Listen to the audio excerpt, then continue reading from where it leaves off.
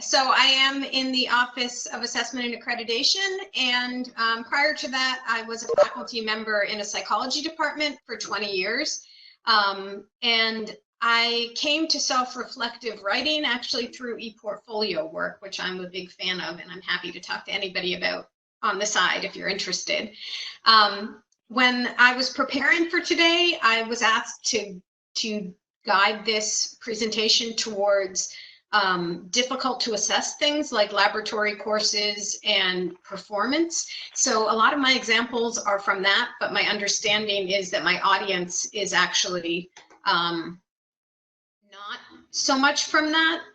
So I'll try and gear things back. What I'm going to do today is I'm going to talk to you very briefly about why self-reflective assignments are of value generally and how they might be useful during this remote emergency instruction time. Then I'm going to go through some examples, and like I said, I tried to gear the examples towards areas that probably aren't that relevant for some of the folks on this, but I'll restructure as I go to try and help with that. And then I attached a whole bunch of online resources at the end so that when the slides are up, people have access to them, and I'll show you what's in there. So Bloom's taxonomy describes the different levels of learning that we can ask students to engage in and that we can assess. And so that learning ranges from the bottom, which is simply knowledge or remembering, you know, who, what, where, when, how, asking students to define things, up through evaluation, where we're asking students to prioritize information, express their own opinion about whether they agree with information, explain how they would assess information. And in general, especially as students get more advanced or as classes get more advanced, we want to be moving away from simply knowledge and remembering towards evaluation. And as we get up through application, analysis, synthesis, and evaluation, it should be noted that to do any of those actually requires knowledge and comprehension as well. And when we think about what we can do through online assessment, I would argue that the higher ends of Bloom's taxonomy, asking the ones in the box here, asking students to apply, analyze, synthesize, and evaluate, are better done online. And they're also generally well done when we ask students to engage in self-reflection. And I hate that I can't see your faces, so please feel free to put questions in chat as we move on if I haven't explained something fully. So what is self-reflective assignments? Self-reflective assignments are structured written assignments where students evaluate work, reflect on their own learning, and consider how the work is personally relevant. And important to that definition is that word structured, which I have in bold, because especially when you're asking students to do this remotely and students don't have experience with self-reflection, you really need to articulate clear prompts that are going to guide them through every element that you want them to include. Those other three sections that I have in bold, some assignments may include all three of them, and others may just include one or two of them. But there are broadly four types or four elements that can be present in self-reflective work. The first is asking the student to describe their process as a learner. So you can ask questions like, at what moment in this reading or in this project did you feel most engaged? What information did you find most puzzling or confusing? And sometimes people use those test frames where, you know, they'll ask students these sorts of questions, and that can be really useful as well. The second type of assignment or second element you might include in an assignment is instances where you evaluate the difference that this learning made to you, right? So what information in this assignment or this module did you find most helpful in understanding the unit that we were trying to get, and what pieces of your work do you think would benefit from more time? Or how will what you learned here change how you approach another task?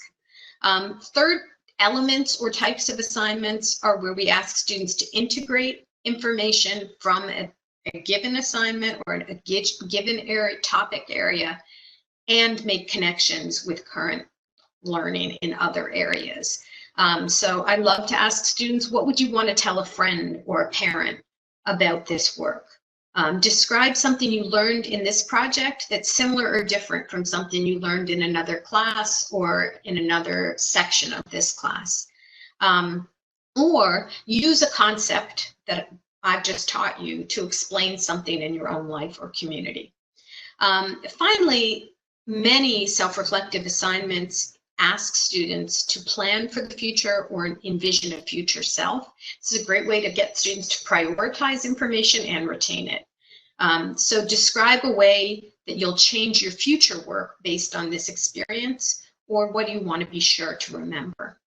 Now, as you go through these sort of sample elements of a prompt that you might put in, I'll argue that some of them are touching on application, but most of them are asking students to engage in analysis, synthesis, or evaluation. So that's going back to Bloom's taxonomy and sort of showing you that these things are at a higher level. So what are the benefits? There's a lot of research out there on how self-reflective assignments benefit students. One key thing about any of those questions where you're asking students to reflect on their own process is that it helps students metacognition, which is their ability to think about their thinking, right? So anytime you ask students to identify their skills or knowledge gaps, to identify areas to focus attention in learning, or to attend to where they have mastered material, all of these questions are helping students become better managers of their own learning. And so my happiest moment as a teacher has been where I've had students say they hear me in their head when they approach a task, because they will have done so many of these prompts with me where I'm asking them to reflect on their mastery or what they need to do next, that now they've internalized it. And when they approach tasks in another class, they're beginning to ask themselves those questions. The self-reflective assignments also have been shown to increase information retention and integration. So I first moved to relying heavily on self-reflective assignments in an introductory level child development class that I taught as a gen ed class. And you know, when I was a young professor, I started out teaching this 100-student class with multiple choice exams and a few short written assignments. And as I became older and wiser, I realized that all of the content information about child development was out there on the internet. And what I really wanted students to retain was the broad conceptual principles of child development that I thought would make them better at interacting with children in the world. And I'll show you one of my sample assignments later in the webinar. But when I shifted to asking students to apply concepts and use those concepts to plan for the future, I found that students retained the information a great deal more and integrated those concepts with experiences in their lives.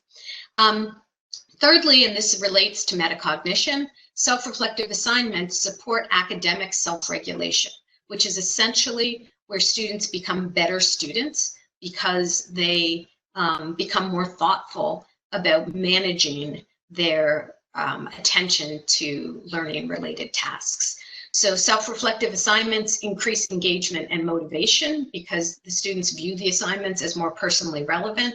And they also increase students' sense of control over learning, especially when you ask students to apply something they've learned in a class to an experience they've had in the world, and they get to pick that experience. When you have students share these assignments through creating blogs or wikis or e-portfolios, they can also build a sense of community because students are sharing their own personal relationship to material with each other. Finally, for you guys, self-reflective assignments are great at guiding pedagogical improvements, because as students tell you the muddiest point, right, what they didn't understand, what they did understand, what was most helpful to them in understanding, that gives you an idea of where you're succeeding and where you have room for improvement.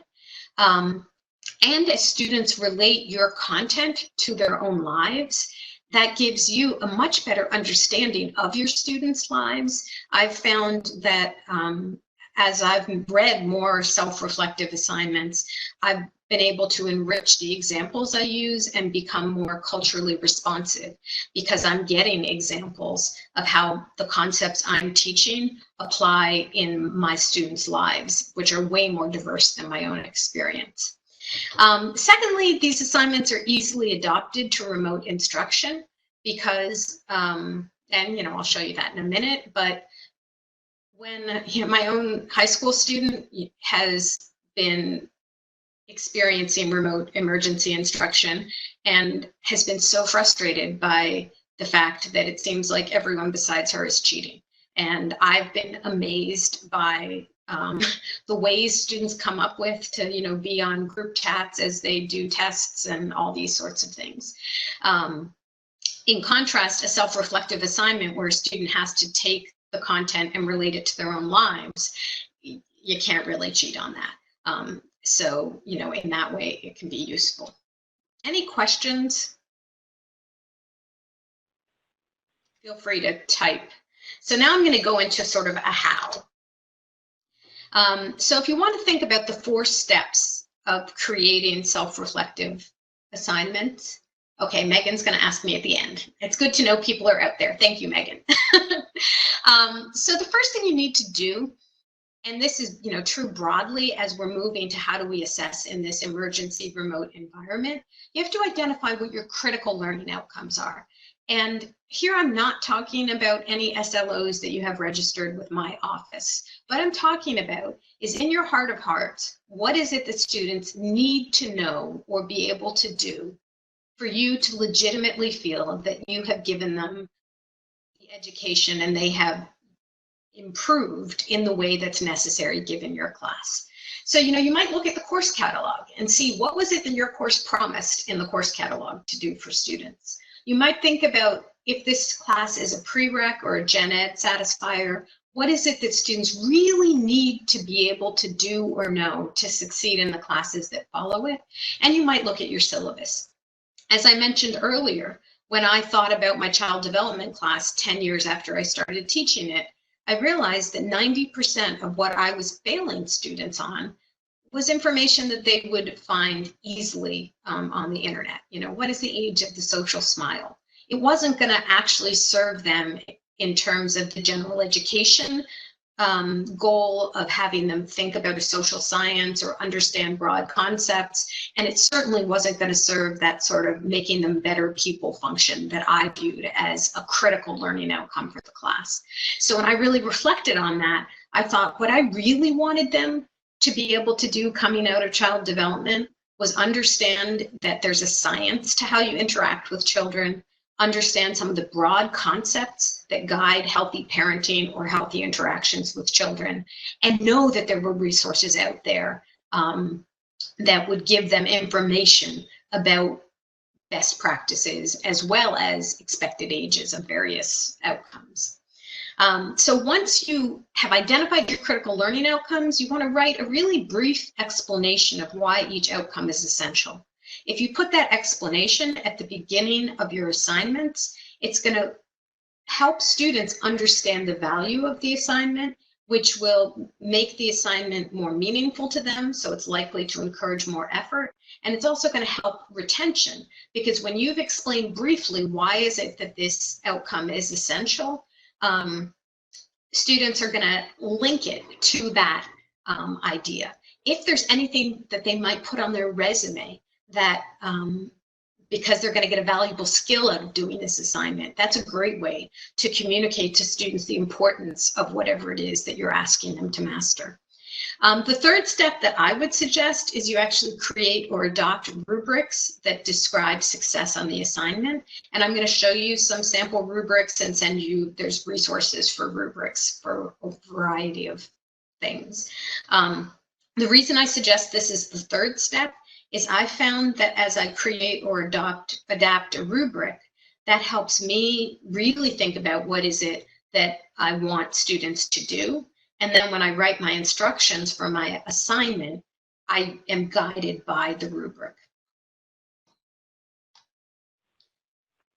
So what is a rubric? A rubric most simply lists criteria for a specific assignment, and I'll show you different types of them.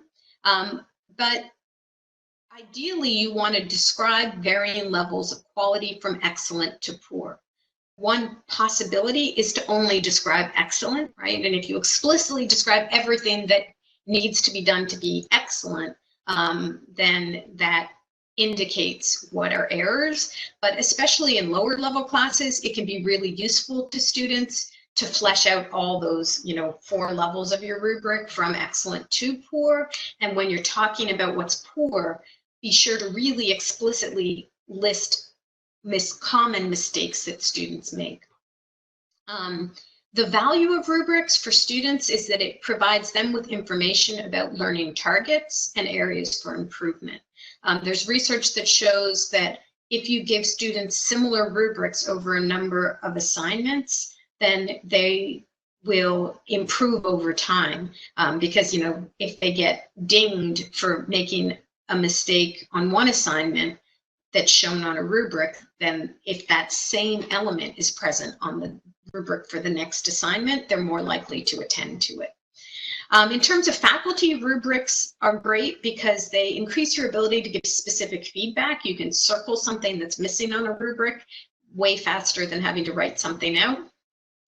Rubrics have been shown to increase equity because when we grade, especially things like papers or big projects, without a rubric, oftentimes we're grading different students differently, or we may be taking points off for something that we didn't explicitly say students had to do.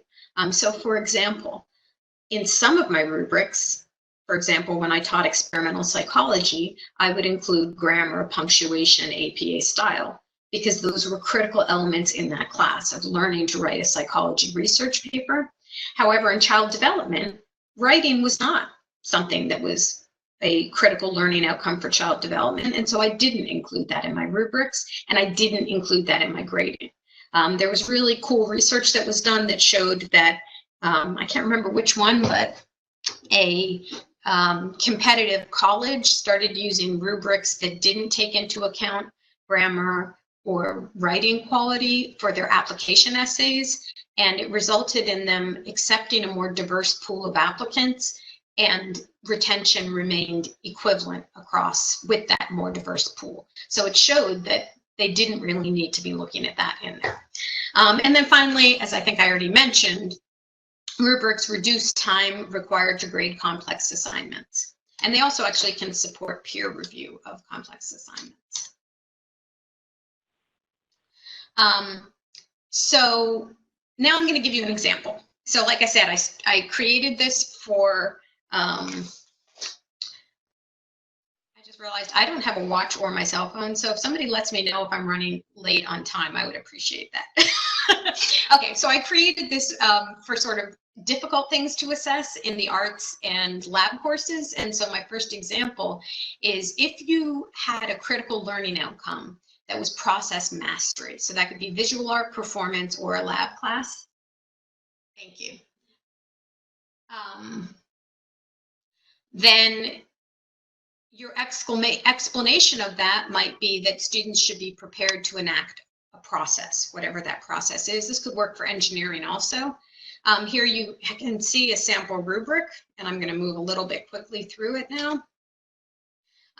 And so what I did now is I created an assignment where I asked students either to complete the process, so that could be a project completed at home or watching a virtual lab or production, and then to describe their approach to each step in the project, being sure to explain each technique and all choices of material. So that question is geared towards comprehension, and it's also matching those first two rubric elements that you can see on the left. And then I ask them for each step to describe obstacles encountered, errors made, and solutions devised for each obstacle or error, and what they learned. Here I'm asking students to engage in analysis, and this is going to support their metacognition and their self-efficacy as students. And then, and this is the really key self-reflective point, I ask students to actually use the attached rubric to evaluate their work at each step of the project, providing an explanation for the ratings. And so there I'm asking students to engage in that self-evaluation and self-reflection. This is a complete studio art rubric, and that orange title at the bottom would link you to it. And what I'm just showing you here is I picked a single learning outcome for that assignment. You could easily create similar self-reflective assignments for each of these learning outcomes, or expand the assignment to include more of those learning outcomes. This is a lab report rubric, and you could potentially do a similar type of thing with this, which I won't belabor since we don't have any lab people on, but that also will link you to it, the orange title there. So then if you wanted a broader type of assignment, you could ask students to document their own learning to meet rubric standards by creating a wiki, blog, or e-portfolio. And Mahara is an open source e-portfolio that anybody can build. To do this sort of assignment, you provide students with your SLOs. And again, those don't have to be the formal SLOs, but those student learning outcomes you view as critical. Suggest pieces of evidence from your course and provide the rubrics. Then you ask students to self-assess your mastery in blank, right? And in each rubric category, provide examples and links to forum posts and assignments that document your learning, and then write a reflective piece that explains why each artifact demonstrates mastery. For each element of the rubric, describe your strengths as well as at least one area where you could improve. A really great option for an assignment like this is after students turn them in, you can share them for blind review using the rubrics. And the students get that back at the end. And this assignment is going to be focusing primarily on those analysis, synthesis, and evaluation. And then the final assignment I want to give you, this is one from my child development class. And so this one is probably actually the most relevant to those of you on the call. But in this assignment, I wanted my students to master some of the broad concepts of helping children through trauma. And so there'd been a lecture on trauma and a reading on children and trauma. And so I asked, in all of my self-reflective assignments for a content-based course, I start out with a question that's on comprehension. So here summarize 3 important principles that should be followed when helping children deal with trauma. Then I ask them to describe examples from material I gave them. So in this case, they'd watched a video of children who had experienced trauma during 9/11, talking about what happened since 9/11. And this video was made, I think, 10 years after 9/11. So describe an experience of one of the children in the documentary that made it harder for that child to handle their traumatic experience. And in the documentary, in many cases, adults had interacted with the child in ways that were not best practices. Then use what you learned from lecture to explain why the experience would not be helpful for a child who's been traumatized. So these are both application questions. Propose a possible response from an adult that might have been more helpful to the child. Use material from lecture to explain your answer. Here I'm asking for analysis. And then write your top 3 list the top 3 things you would like to remember about ways to help children cope with traumatic experience. Now, this one seems way more like a typical academic experience than the other ones I showed you. A way to make this more personal would be to ask them to reflect on their own lives. And in many of my assignments, I give students choice between self-reflection or reflecting sort of more generally. The last thing I want to touch on, and then I will save some time for questions, is when we're asking students to do self-reflection, I think one of the most valuable rubrics that's out there is the value rubric on integrative learning. And so I have the link to that there, and you can get it for free. You just have to sort of sign up for it. But it has 4 dimensions, or 5 dimensions, I'm sorry. Connections to experience, connections to discipline, transfer, integrated communication, and reflection and self-assessment. And I've put them in here so that you can see them a little bit bigger. This is the complete rubric. And then the last thing I want to show you, and then I will open up for question, is there's a ton of useful resources. Again, this was designed more for helping people that are trying to assess things like labs or theater performances. But there's a capstone reflection essay, integrative learning rubric essay, rubric, sorry, and then these resources. And now I'm gonna try and put my video back on, and I'm happy to take any questions. And I know that somebody chatted me a question. I did. This is Megan Smith. Thank you. That was really interesting. I teach some writing intensive classes in the sociology department. And as part of that process, they have to turn in a self-evaluation with every single assignment. Great. And basically what, part of that is just a list. Like, I spent X amount of hours on this and I had proofread it and things like that, to kind of help remind them that these are things they need to do. But the last question is, if I were to do this assignment differently, this is what I would do. And students, I think, don't really understand the value of reflecting in the writing process, and also the importance of not saying I should have gone to the writing center, or I should have had my mom proofread this paper.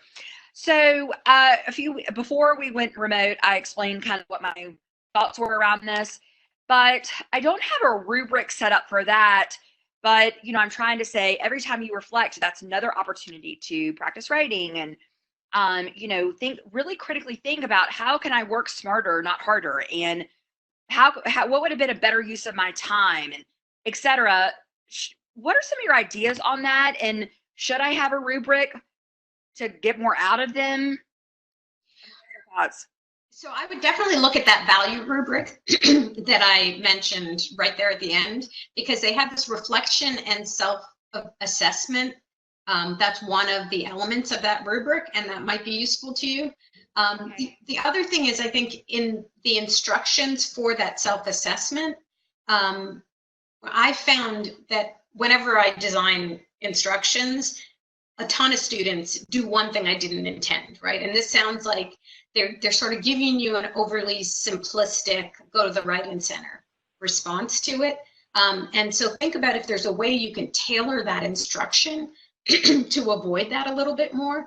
So it might be, pick a sentence from your assignment and identify what was weak about it, or, and I'm not a writing instructor, but, think about if you could really make it more tailored so it's going to avoid those general responses. Does that kind of make sense? Yeah, it does. That would be really helpful. That would be really helpful. Yeah. And, I think the more we get students to, specify steps, right? So, another thing I found helpful is I actually had a different assignment in here that I took out, but identify a weakness in your current writing and describe a 5-step process you would go through to make it better in the next. So, forcing students to give you more than just that surface level, sometimes by giving them a number of steps can help them draw it out a little bit more. I have one question, and anybody can answer this, because I got a feedback on my rubric. So I do a draft on a Thursday. The peer review happens, and then they resubmit a final of that, whatever the writing assignment is, the following Thursday, with a self-evaluation, which is more like a checklist. Mm-hmm. The reason I've been having them write, I put like prompts, like, have they answered these 5 questions? And the peer review is because I just want them to practice writing all the time. Mm-hmm. But My concern is that some people do a lot and some people don't. They get graded on it, you know, whether they did it or not and to the extent to what they did it. But like, I don't know. I mean, a rubric would be helpful, but then I still want them to like write something evaluative about it. Do y'all have any ideas about how I could improve that? You know, I mean, there's two thoughts that I have. The one is there's this idea of social pedagogy, which Randy Bass proposed, but it's the idea that students will put more effort into work when they view it as an authentic communication with an audience that is valuable to them. And so students today value their online presence so much. And so I've found that when students are doing work in an e-portfolio or a blog or a wiki, and it has images of them or images in general, then all of a sudden they up their game, especially if they know that they're sharing it with their peers. And that's hard, I know, in the context that you're describing here. But if in your group you can create that sense of social pedagogy by making it more linked to the student's identity, then I think that that can be sometimes a way to engage them. And I can't remember what the second thought I had. Is that something that would be possible at all for you in your context? Absolutely. I mean, some people put pictures of themselves and some don't. I also think that if they weren't anonymous, that would help. You know, although weirdly, that goes against the social pedagogy. So, you know, I used to run this summer program, a summer research program, and I would have students create e-portfolio pages, which are really just web pages of their whole experience in the summer program. And then I would have the students write each other, you know, feedback on their pages as they were developing and stuff like that. But the thing that made it, that was a breakthrough for me, was the more I got them to be putting images attached to every single thing they did. So the pages were highly visible, like an Instagram page or a Facebook page. All of a sudden I got much more engagement in the feedback. Another weird way that I actually got better feedback from students was I stepped away from the electronic port to the electronic venue and actually had students either email each other directly or do, like, you remember how when you were kids, you can't do this remotely, but I had them handwrite notes and put them in brown paper bags about each other's work. And that also sort of made it meaningful for them in a way that got better